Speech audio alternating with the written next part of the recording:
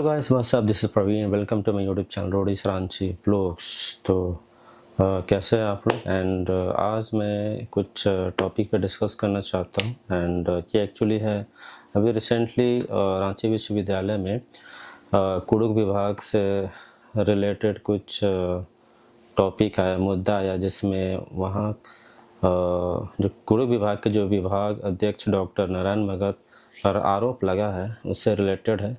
तो वहाँ के जो स्टूडेंट लोग जो चाहते हैं कि वहाँ कुछ लैंग्वेज पेपर से रिलेटेड कुछ कुड़ुक भाषा के बारे में बात हो रहा है, तो उससे रिलेटेड जो डॉक्टर नारायण जी पर कुछ बातचीत किए है, तो उस पर कुछ टिप्पणी हुआ। तो उससे रिलेटेड कुछ बात है जो आपको छात्रों को संदेश देना चाहते हैं डॉक्टर नारायण जी। तो उनका वो आप इंटरव्यू देखो एंड आई होप आपको ये वीडियो अच्छा लगे तो प्लीज़ सब्सक्राइब जरूर करना। ये है लैंग्वेज, हमारे जो कुड़ुक भाषा विभाग से रिलेटेड ही है। तो ये आपको वीडियो की जानकारी आपको बहुत ही अच्छा से समझ पे आएगा। तो उनसे डायरेक्ट बात करते हैं एंड आगे मिलते हैं। मैं डॉक्टर नारायण उरांव, पेशे से मैं एक चिकित्सक हूँ और विगत लगभग 30 वर्षों से कुड़ुक भाषा के विकास के लिए कार्य कर रहा हूँ। इस कुड़ुक भाषा विकास के लिए विशेषकर मैं कुड़ुक की लिपि तोलोंग सिकी पर मैं कार्य कर रहा हूँ, जो झारखंड सरकार में लागू है। यह 2003 में इसको मान्यता मिला और पश्चिम बंगाल सरकार में भी इसको मान्यता मिल चुका है। सर, जैसे कुड़ुक भाषा विभाग में तोलोंग सिकी लिपि पर आप जो 25-30 सालों से काम कर रहे हैं, आरोप किया है कि इन दिनों जैसे न्यूज़ में चल रहा है कि कुछ लैंग्वेज से रिलेटेड जो नियम कानून चल रहे छात्र हित में काम नहीं कर रहे हैं, तो इस संबंध में आपका क्या कहना है? देखिए, मैं पेशे से यूनिवर्सिटी से जुड़ा हुआ नहीं। विश्वविद्यालय में जो भी काम कर रहे हैं, विभाग अध्यक्ष जो भी काम करवा रहे हैं, वो विभाग अध्यक्ष ने विश्वविद्यालय के नियम कानून के तहत ही करवा रहे होंगे। उसमें वो उनका वहाँ विभागीय मामला है, इसमें हम लोग का कोई कमेंट नहीं करना है। और जैसे उरांव समुदाय की विशेष तोलोंग सिटी में काम करने वाले कौन कौन शिक्षक शामिल है? कुड़ुक भाषा की तोलोंग सिकी में ये काम करने वाले, चाहे सलाह देने वाले, कई शिक्षाविद हम लोग के बीच रहे, जो अभी वर्तमान में नहीं हैं, फिर भी अपने समय में समयानुसार उन लोग ने मदद किया। जैसे डॉक्टर रामदयाल मुंडा, जो रांची विश्वविद्यालय के वाइस चांसलर रहे, डॉक्टर फ्रांसिस एक्का, जो central institute of Indian language Mysore के डायरेक्टर रहे, डॉक्टर बहुरा एक्का, जो विनोबा भावे हजारीबाग विश्वविद्यालय हजारीबाग के वाइस चांसलर रहे। इसी तरह से डॉक्टर ये बेनी एक्का, जो कोल्हान विश्वविद्यालय के वाइस चांसलर रहे, और डॉक्टर रविंद्रनाथ भगत, जो वाइस चांसलर विनोबा भावे विश्वविद्यालय के रहे। इस तरह से डॉक्टर निर्मल मिंज, डॉक्टर कर्मा उरांव, इस तरह से जितने भी हम लोग के बीच में जो शिक्षाविद रहे, वो सबों ने इस पर मदद किया है। उसमें से एक और बड़ा नाम रहा है डॉक्टर श्रीमती इंदू धान, जो दो वाइस विश्वविद्यालय में वाइस चांसलर रही। सबों ने अपने ज्ञान का, अपने समाज के लिए उन लोगों ने अपना जवाबदेही दिया और ये मार्गदर्शन दिया कि हम ये समाज के नौजवानों को इस दिशा में काम करना चाहिए। जैसे तोलोंग सिकी लिपि देवनागरी जैसा क्यों नहीं बना, अलग वर्णमाला क्यों नहीं बना? देखिए, जितने भी भाषा है, जो भी प्रचलित भाषाएं हैं या प्रचलित लिपियां हैं, उसका सबका अपना अपना खासियत है। जैसे हिंदी संस्कृत की लिपि है देवनागरी, उसकी अपनी खासियत है। अब अंग्रेजी की लिपि, रोमन लिपि, उसकी अपनी खासियत है। अरबी लिपि की अपनी खासियत है। ये सभी अपने अपने जगह से सामाजिक और सांस्कृतिक आधार से लेके आगे बढ़ा और अभी के समय में तकनीकी रूप से अभी जो आधुनिक तकनीकी के रूप में आगे आया है। इसी तरह से जब हम लोग काम कर रहे थे तो ये सवाल उठा कि हम लोग किस धारा में बढ़े। जैसे वैश्विक स्तर पर ये लिपि पर दो तरह से काम हुआ है। एक, जैसे किसी अक्षर में ABCD एक अक्षर का नाम है, लेकिन उसका साउंड वैल्यू जो है वो A for a, B for ब ऐसे समझा जाता है। तो इसी तरह से देवनागरी में उसका जो वर्णमाला है वो विशुद्ध वैदिक है, उसका वेद और वैदिक व्याकरण उससे जुड़ा हुआ है। अगरबत्ती जलाएगी। और हमारे जो आदिवासी समूह है, आदिवासी समाज, खास करके उरांव समाज लोग, इसमें अपना तरीका है, इसका जीवन जीने का तरीका अपना है। जैसे कि आप सभी हम लोग देख रहे हैं कि वैदिक व्यवस्था वाले लोग, जो आजकल उसको हिंदू समूह कहा जाता है, उन लोग अपने सभी क्रियाकलाप, सभी कर्मकांड वो घड़ी की दिशा में ये काम करते हैं। उसको कहा जाता है कि क्लॉकवाइज डायरेक्शन में। और आदिवासी समाज अपने सभी अनुष्ठान, सभी कर्मकांड अपने घड़ी की विपरीत दिशा में काम करते हैं। ये घड़ी की विपरीत दिशा में काम करने का तरीका ये कैसे सीखा? ये आदिवासी लोग इसको प्रकृति से सीखे। चूँकि प्रकृति में जो भी एक लत्तर भी किसी आधार पर चढ़ता है तो एंटी क्लॉकवाइज चढ़ता है। पानी का भंवर, जो समुद्र का पानी का भंवर जो है वो भी एंटी क्लॉकवाइज मूवमेंट में घूमता है। हवा का बवंडर जो है वो भी एंटी क्लॉकवाइज बढ़ता है। इस तरह से उसको देख के आदिवासी पूर्वजों ने अपने वंशजों को उसी तरह से सिखाया। जैसे पूजा पाठ जो भी करने का तरीका है, चाहे अच्छल धागा लपेटना का तरीका, चाहे पानी गिराने का जो तरीका है, वो भी एंटी क्लॉकवाइज डायरेक्शन में ही लोग करते हैं। ये बहुत ही कहा जाए कि बहुत अद्भुत चीज़ है, जो कि हमारे आदिवासी पूर्वजों ने प्रकृति से देखा और उसको समझा और अपने वंशजों को सिखाया। तो ये प्रकृति से कैसे सीखा? तो प्रकृति से जो देखा वो कैसे हुआ? चूँकि सूर्य जो है, पृथ्वी जो है, सूर्य की परिक्रमा सभी एंटी क्लॉकवाइज डायरेक्शन में करती है, घड़ी की विपरीत दिशा में करती है, जिसके चलते दुनिया का, ब्रह्मांड का सारा क्रियाकलाप प्रकृति पर इसका प्रभाव पड़ता है। तो इस प्रभाव को आदिवासी पूर्वजों ने देखा और अपने वंशज उसको देख के उस क्रियाकलाप अनुष्ठान में अपने वंशजों को सिखाया। इसीलिए अभी हमारे ये गांव में भी अभी बच्चों को जो बोलने के लिए सिखाया जाता है तो सबसे आसान जो है वो पवर्गीय होता है। इसीलिए प ब म यही सिखाया जाता है बच्चों को। रोटी दिखा के पापा से बुलवाया जाता है, भात को दिखा के मम्मा बुलवाया जाता है। तो ये प ब म जो है ये प्रकृति के अनुसार, चाहे बच्चे के बोलने का जो प्राकृतिक घटनाक्रम है वो उसी के अनुसार है। इसीलिए उन सारी चीज़ों को देखते हुए, समझते हुए ये वर्णमाला तैयार हुआ है, जो निश्चित रूप से हिंदी या देवनागरी वर्णमाला से अलग है। जैसे लोग ये भी पूछ रहे हैं, पहले भाषा जरूरी है, उसके बाद लिपि आनी चाहिए, यानी भाषा ही नहीं रहेगी तो लिपि क्या काम? उस पर क्या कहना? ये सवाल एक बहुत सा अजीब सा सवाल है।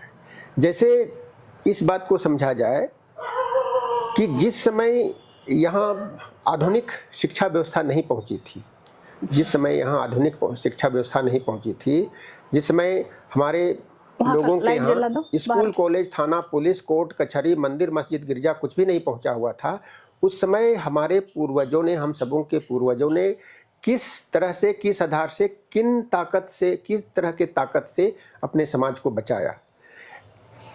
इन तमाम बातों के होते हुए भी ये आज दिनों दिन हमारी भाषा की स्थिति दिनों दिन घट रही है। तो वो कैसे बचाया जाए? तो उसके लिए कहा जाता है कि भाषा दो प्रकार की होती है। एक मौखिक भाषा, जो मौखिक भाषा का रूप जो होता है ये आगे अधिक दिन नहीं चलता है, और दूसरा जो रूप है वो है लिखित भाषा। तो लिखित भाषा का रूप जो है वो अधिक दिन, मौखिक भाषा से वो उसका लाइफ अधिक होता है। तो हमारे पूर्वजों के, हम लोगों के पूर्वजों के पास मौखिक भाषा तो थी, लेकिन वैश्विक दबाव में, ग्लोबलाइजेशन के इस दबाव में हमारी समाज की, हमारे समूह की जो भाषा है दिनों दिन ये प्राकृतिक मौत की ओर जा रही है। तो ऐसे स्थिति में मौखिक के साथ लिखित रूप, भाषा का दोनों स्वरूप जो है, मौखिक और लिखित दोनों रूप को बढ़ाया जाना जरूरी है, तभी ये आगे बढ़ पाएगा। इसमें कहा जाता है कि अगर संस्कृति को बचानी है, किसी समूह की, किसी समाज की संस्कृति को बचानी है, तो उसकी भाषा को बचाओ। और उसकी भाषा को बचाने के लिए वर्तमान परिप्रेक्ष्य में, वर्तमान समय में उस भाषा की पढ़ाई लिखाई होना जरूरी है। तो पढ़ाई लिखाई तो सिर्फ मौखिक से तो नहीं होगा, उसको तो लिखित रूप में भी करना पड़ेगा।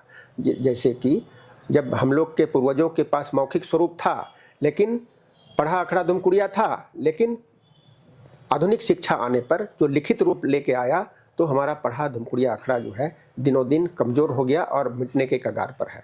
इसीलिए मौखिक स्वरूप के साथ लिखित स्वरूप का भी होना आवश्यक है। ये तो सभी शिक्षाविदों ने, तमाम शिक्षाविदों ने का ये मानना है और ये कहना है।